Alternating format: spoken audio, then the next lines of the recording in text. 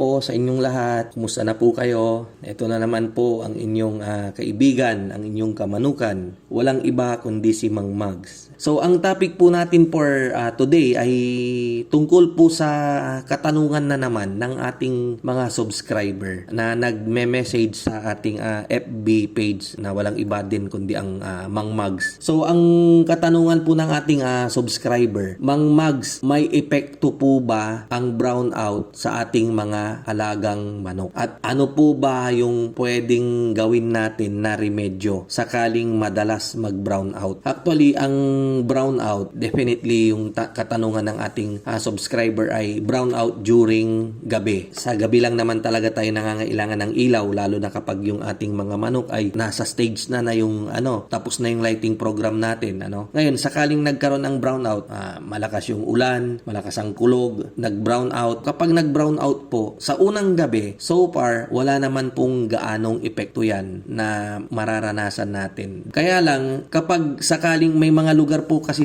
dito sa atin, sa Pilipinas, na kapag halimbawa natumbahan lang ng sanga ng punong kahoy, yung kable ng ating kuryente, meron yung mga supplier ng kuryente na natumbahan lang ng sanga ng kahoy, medyo matagal po nilang i-repair yan, mga ilang araw, ilang gabi. Diyan po pumapasok na talagang maapektuhan yung production ng ating mga manok kapag yung ilang gabi na po na walang ilaw. Kasi nga po, ang mangyayari, di po ba yung sa program natin ay from 6 p.m. to 9 p.m. dapat may ilaw para yung feeds nila, makain nila, and then makainom po sila. And then from 9:01 p.m. hanggang alas 4 po ng madaling araw, yun po yung hindi natin kailangan ng liwanag. Kaya okay lang po yun. Kaya lang, pagdating ng alas 4 ng madaling araw hanggang sa magliwanag, dapat may ilaw na rin po kaagad yung manok natin. Para yung mga natirang feeds dyan sa feeder ay makain po nila. Kaya lang, paano nila makakain yan kung walang ilaw? So, halimbawa, 3 gabi, medyo maapektuhan na po tayo. Maapektuhan na po yung pangingitlog ng ating mga manok.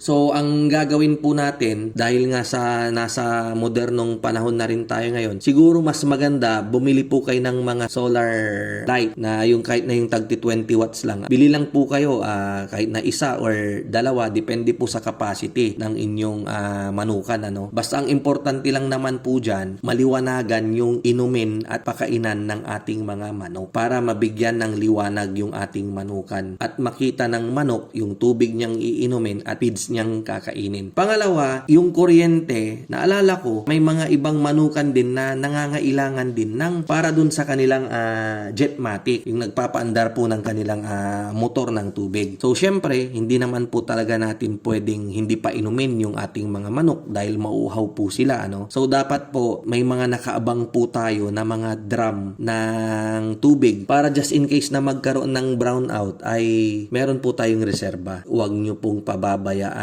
yung tubig ng ating mga manok. Ako po, nasubukan ko yung mag-igib. Hinahakot po yan ng aking pick-up. Naghahanap po kami ng tubig poso. Kanya-kanyang diskarte na lang po yan. Meron pa nga po yung wala na raw talagang tubig. So, malayo-layo po yung farm ko sa Bayambang. Dito po ako sa Dagupan. Wala daw maigiban. So, ang nangyari, pagpunta ko pa lang sa farm, sinakay ko na po yung mga container ng mga mineral water sa bahay. So, parang 20 po yun. Para pagdating ko po doon, instant na may maipapainom kami kaagad. Sana nabigyan ko po kayo ng another idea regarding dito sa ating paitloging manok. Kita-kita po ulit tayo sa mga susunod nating video. Maraming salamat po.